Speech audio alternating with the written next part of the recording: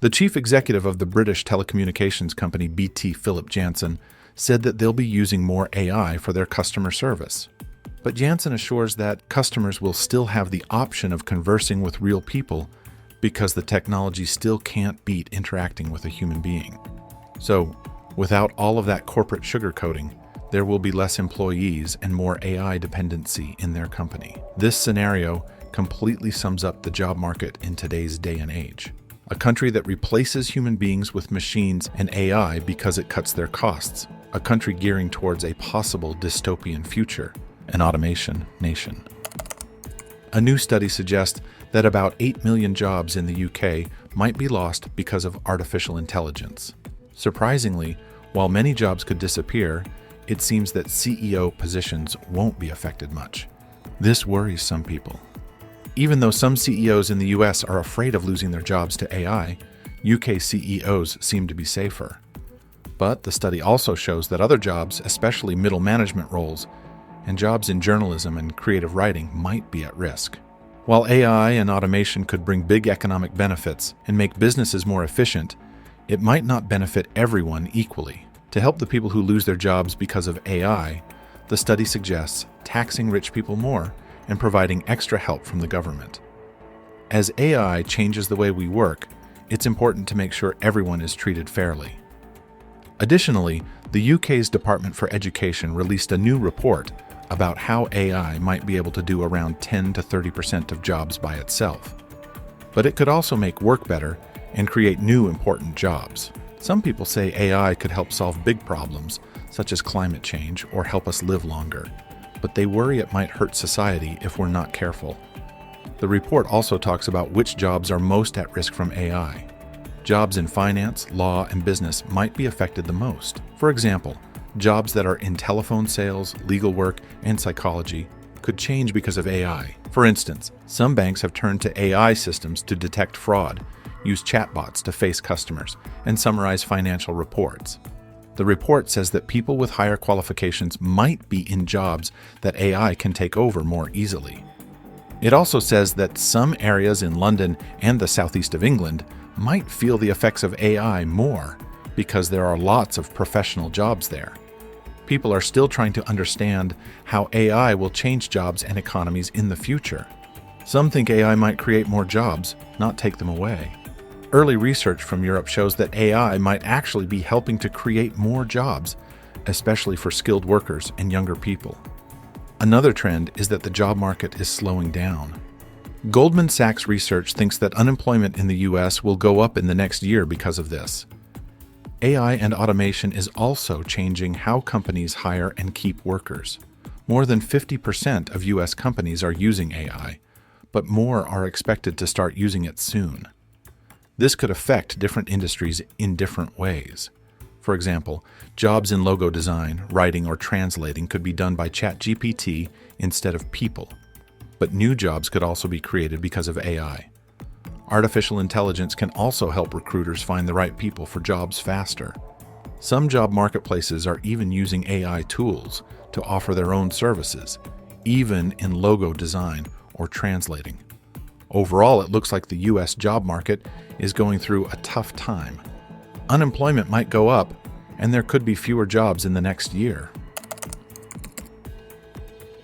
Around the winter of 2022, a heated debate erupted across the internet concerning the use of AI in the realm of art.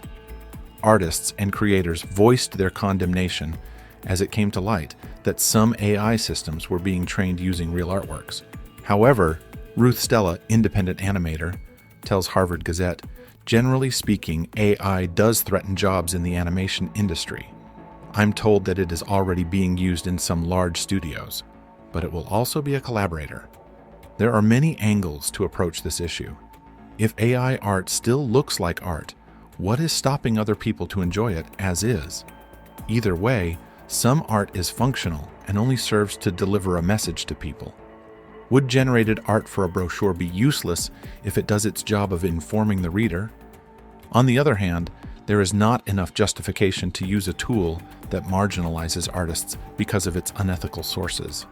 Much to the disappointment of artists, it was revealed that AI-generated art didn't violate copyright laws. This was because the art produced by AI wasn't an exact copy of existing artworks. While artists were upset by this, they realized that the laws surrounding AI and art were still unclear. This ambiguity left many feeling frustrated and uncertain about how to protect their work in an increasingly digital and technologically advanced world. Despite their disappointment, artists continued to advocate for clearer regulations and guidelines to address the ethical and legal complexities surrounding AI-generated art. However, the advent of automation has also raised concerns about job displacement and economic inequality. As machines take over routine tasks, many workers find themselves marginalized or displaced, leading to unemployment and underemployment in some sectors. Moreover, the benefits of automation are often unevenly distributed, with wealth and power concentrated in the hands of those who control the technology. To be clear, automation means using machines or software to do tasks without much help from people. It's about making things work automatically to save time and effort. For instance, machines in factories can put together products without needing humans to do it manually. Artificial intelligence is about making machines smart, almost similar to humans. It's about teaching computers to think and learn on their own. AI helps computers understand language, recognize things, and make decisions. It's more advanced than just automation because it involves making machines do things that require thinking, not just following instructions. But all of this discussion is to bring us to the ultimate question: what does this mean for the future of the job markets of the US and the UK? While this powerful AI system was being heralded as the new highest technology in town, people's paranoia about the rise of AI started to become reasonable and grounded in reality. The average worker would eventually start to wonder, would I be replaced by AI or automated machines? In a Reddit thread, someone asked for the experiences of those who actually got replaced by AI. A user commented, "I spent over 15 years writing website content for dentists, concrete companies, drilling companies, gossip sites, you name it. In other words, I unknowingly spent 15 years training language models.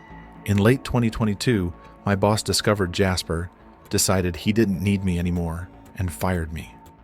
On the other hand, another user testified, "Will I be out of the job? Unlikely. Does it impact role specifically? Not particularly. Will it help my role? Yes. The AI will help dissect reports and invoices to take a lot of the menial work out of my job, about 10%, leaving 90% of my work to focus on. I can see its impacts in law practice, but it probably won't be significant enough at this stage to be job replacing." The rise of artificial intelligence is just one facet of a larger trend reshaping the modern workforce: automation. While AI systems garner attention for their ability to mimic human intelligence, automation technologies have quietly revolutionized industries by streamlining processes and eliminating manual labor. The impact of automation extends beyond AI.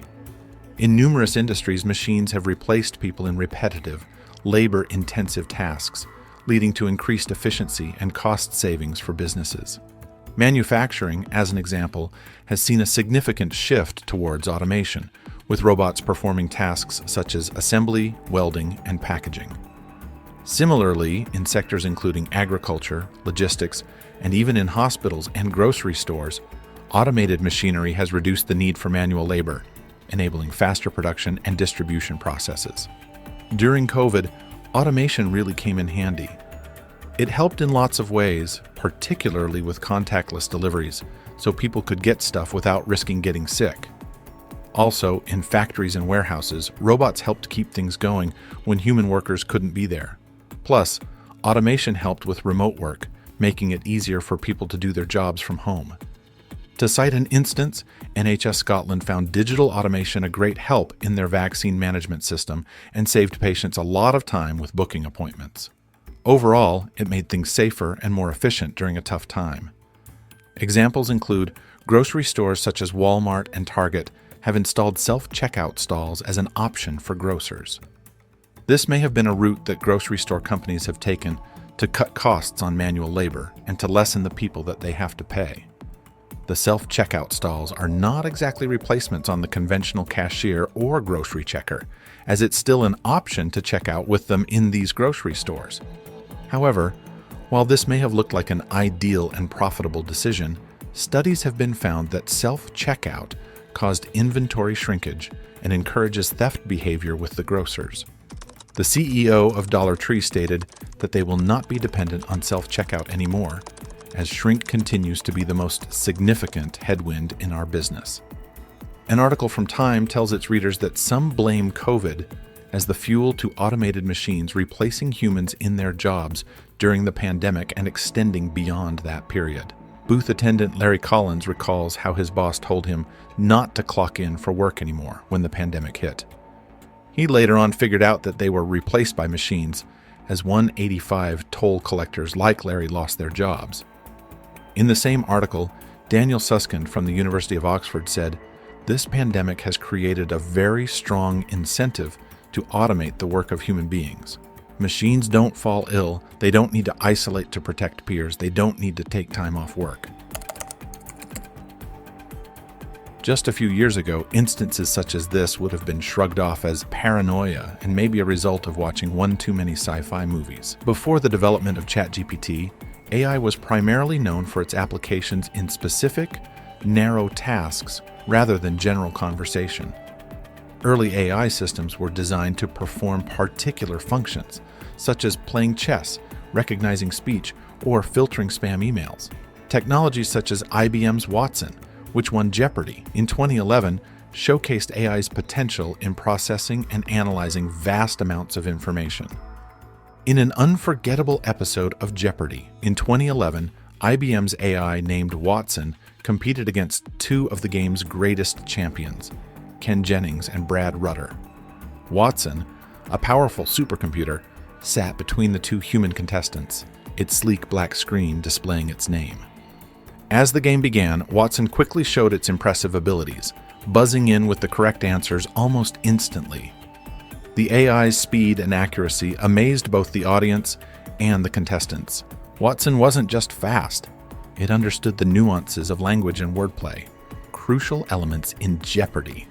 By the end of the episode, Watson of course wins the game. While the audience was amazed by Watson's Jeopardy! Victory, they were generally dismissive about the broader possibilities of AI at the time.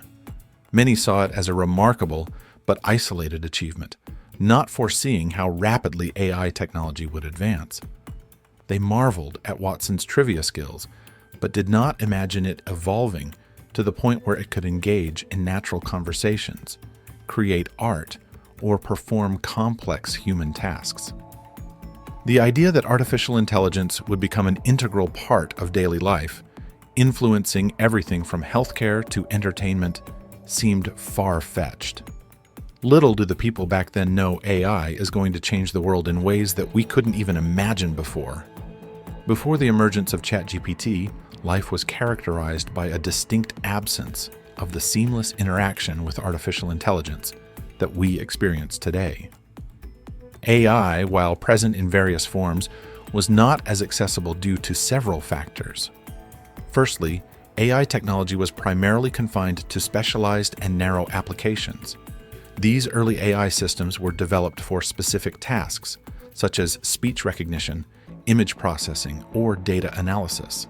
For instance, Siri and Alexa were in their infancy, capable of performing basic tasks that require setting reminders or answering simple questions, but lacking the sophistication to engage in meaningful, human-like conversations. Moreover, there were few widely available platforms and frameworks for developing and deploying artificial intelligence. Creating AI models demanded specialized expertise in areas particularly in machine learning and computer science, which made it difficult for people without a technical background to participate. In addition, the limited availability of labeled datasets, crucial for training AI models, further hindered advancements in research and development. Furthermore, the public perception of artificial intelligence played a significant role in its accessibility. While there was intrigue and excitement surrounding AI's potential, there were also concerns and misconceptions about its capabilities and implications. Depictions of it in popular media often portrayed dystopian scenarios where machines gained sentience and threatened human existence, contributing to apprehension and skepticism about embracing AI technology. But did you know that AI was already prevalent even before the emergence of ChatGPT? Before the widespread availability of conversational AI models, several everyday devices incorporated artificial intelligence in specialized capacities, enriching user experiences and streamlining tasks across various domains. Smartphones, for instance, utilized AI algorithms for features such as voice assistance, facial recognition, and predictive text input, enhancing user interactions and personalization. Streaming services such as Netflix and Spotify employed AI and automation for content recommendation systems, delivering personalized suggestions based on user preferences and viewing history. Smart home devices, including thermostats and security cameras, utilized AI for tasks such as learning user habits, detecting patterns, and adjusting settings automatically. Navigation systems integrated AI for real-time traffic prediction and route optimization, enhancing efficiency and convenience for travelers. Health and fitness trackers employed AI algorithms to analyze health data, track physical activity, and provide insights for improving fitness routines. Moreover, Amazon utilized artificial intelligence for personalized product recommendations and dynamic pricing based on user behavior and market trends. These early examples showcased AI's potential to enhance everyday devices and experiences, laying the groundwork for more advanced AI applications. But this brings us to an ultimate question. If AI and automation has been present for years, why are we only panicking and seeing it as a threat now? President Biden and his team want to use AI to create new opportunities while making sure workers are treated fairly. They made some rules about AI, saying workers should have a say in how it's used. Today, they're sharing these rules and saying big companies like Microsoft and Indeed will follow them. According to Biden's executive order, the rules say workers, especially those who haven't had many chances before, should help decide how AI is used at work. They also say AI should be made in a way that doesn't hurt workers. Companies need clear rules and people to watch over how it is used. They should tell workers when they're using AI. AI shouldn't take away workers' rights or jobs. It should help workers do their jobs better. If AI changes jobs, companies should help workers learn new skills. Companies should only use workers' information for good reasons and keep it safe. These rules are for all kinds of jobs and should be followed from the beginning to the end of using AI at work. They're meant to make sure workers are treated fairly. Companies can adjust them to fit their own situations. The government is happy to see more tech companies like Amazon, Google, Meta, and Microsoft agreeing to follow these rules, which show a joint effort to use AI responsibly and fairly. Meanwhile, all the way over to the UK, many Britons think the government should make new rules to stop AI from causing job losses, with 64% agreeing and only 14% disagreeing. Half of them believe AI will affect their job in the next year, and this increases to 64% in the next 5 years. However, only 12% think AI will create more job opportunities than it will take away. Graduates are more likely than non-graduates to expect AI to affect their jobs and to support businesses using AI if it saves time and resources. When asked which sectors would likely see fewer job opportunities due to AI, in the next 2-3 years, most people chose customer service and manufacturing. Fewer thought the care sector, healthcare, teaching, and professional services would be affected. About half of UK adults currently working expect AI to change their job in some way in the next year, and 64% expect this change in the next 5 years. A small percentage have already used AI chatbots for work, with graduates more likely than non-graduates to have done so. Overall, people are open to using artificial intelligence in the workplace, but they also want the government to make sure it doesn't lead to job losses. They see AI chatbots as helpful tools for work, but they don't expect them to make big changes right away. In the grand scheme of technological advancement, one undeniable truth remains. Technology will always be way ahead of people, and that's precisely why they're created in the first place. As we grapple with the rapid pace of innovation and change, it becomes clear that our role is not to compete with technology, but rather to adapt to it. Either way, that's all we can really do for now. Thanks for watching.